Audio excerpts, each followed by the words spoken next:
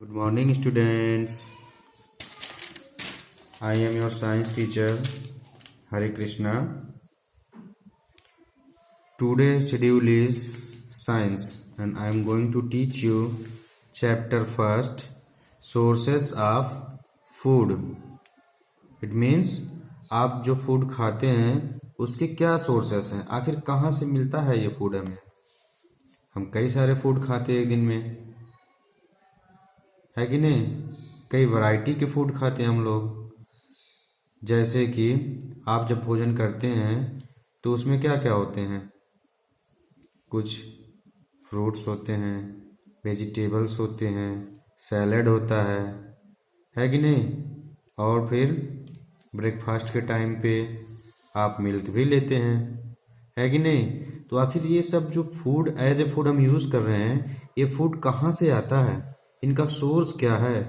तो इन्हीं सब क्वेश्चन का आंसर जो है, आखिर ये फूड कहाँ से आता है और इसका सोर्स क्या है, इसको डिटेल में हम जानेंगे इस चैप्टर में। तो आइए स्टार्ट करते हैं। ए मशीन और an engine needs energy to work. Machine हो या फिर कोई इंजन हो, सभी को क्या चाहिए, एनर्जी चाहिए वर्क करने के लिए। Our car gets energy from burning petrol और डीजल। हमारा जो कार है उसे क्या चाहिए, पेट्रोल चाहिए या फिर डीजल चाहिए, जिसको बर्न करके उसे एनर्जी मिल सके। इसी तरह से similarly living things also needs energy to grow and to do various activity. जितने भी लिविंग थिंग्स हैं इन सबको भी एनर्जी की आवश्यकता होती है, जिससे कि वो बड़े हो सके और जो उनकी डेली की एक्टिविटीज होती हैं, कई सारी एक्टिविटीज होती है, उनको वो कंप्लीट कर सके, पूरा कर सके। Living things needs get energy from food they eat. जितने भी लिविंग थिंग्स हैं उन्हें एनर्जी कहाँ से मिलती है, जो कि वो फूड खाते हैं। Food is the fuel for our body because it gives us the energy. ये जो फ्यूल होते हैं हमारे लिए, ह्यूमन बीइंग के लिए क्या होता है, वो फूड होता है। तो हम कह सकते हैं food is the fuel for our body. क्यों? क्योंकि ये हमें एनर्जी देता है। We need food. हमें फूड क्यों आवश्यक होता है, to get energy for play and work. हमें क्या देता है, ये एनर्जी देता है किस काम के लिए, वर्क करने के लिए और प्ले करने के लिए, खेलने के लिए। Get nutrients for growth, maintenance and repair of the body cell. ये हमारे बॉडी को ग्रोथ प्रोवाइड करता है, बॉडी को आप मेंटेनेंस करता है, और जो भी बॉडी सेल होते हैं उन्हें क्या करता है, रिपेयर करता है। Food protect us from disease and be fit and healthy. Food हमें डिजीज, बीमारियों से बचाता है और हमें फिट और हेल्दी रखने में हेल्प करता है। आई होप फूड क्या होता है ये आपको अभी तक पता चल गया होगा, है कि नहीं स्टूडेंट्स, और समझ में भी आ गया होगा। अब हम लोग चलते हैं वैरायटी ऑफ फूड। स्टूडेंट्स, हम लोग वैरायटी ऑफ फूड का यूज करते हैं डेली बेसिस पे, और इनमें कई सारे मटेरियल्स का हम लोग यूज करते हैं उस फूड को प्रिपेयर करने के लिए। जैसे कि आपको अगर राइस बनाना है तो किस किस की आवश्यकता होगी, रॉ मटेरियल में आपको क्या चाहिए, रॉ राइस, कच्चा चावल चाहिए, और क्या चाहिए, वाटर चाहिए। इट मीन्स इन दोनों को मिला करके हम उबालेंगे, जिससे हमें पका हुआ चावल मिलेगा। तो ये हमारे जो इंग्रेडिएंट्स हो गए, क्या क्या हो गए, रॉ राइस एंड वाटर, कच्चा चावल और वाटर। तो आइए देखते हैं इसके बारे में थोड़ा सा और। The material needed to prepare food item are called ingredients. ऐसे मटेरियल जिनकी हमें रिक्वायरमेंट होती है, आवश्यकता होती है किसी फूड को बनाने के लिए, उसे हम क्या कहते हैं, इंग्रेडिएंट्स कहते हैं। हमने एग्जांपल आपको समझा दिया कि जब हम चावल बनाते हैं घर पे तो हमें क्या क्या चाहिए होता है, कच्चे चावल, जिसको हम किसमें उबालते हैं, पानी में, और इस तरह से हमें पका हुआ चावल मिल जाता है। तो हम कह सकते हैं जो हमारा पका हुआ चावल है, इसके दो इंग्रेडिएंट्स कौन कौन से हो गए, एक कच्चा चावल और वाटर हो गया। ठीक है ना? ओके। नेक्स्ट, अगर आपको वेजिटेबल की करी बनाना हो, जैसे कि to prepare vegetable curry we need different kind of vegetable, salt, spices and oils. तो हमें क्या क्या चाहिए होगा? कई तरह की सब्जियां चाहिए होंगी, और नमक, स्पाइसेस, मसाले चाहिए होंगे, और क्या चाहिए होगा? तेल।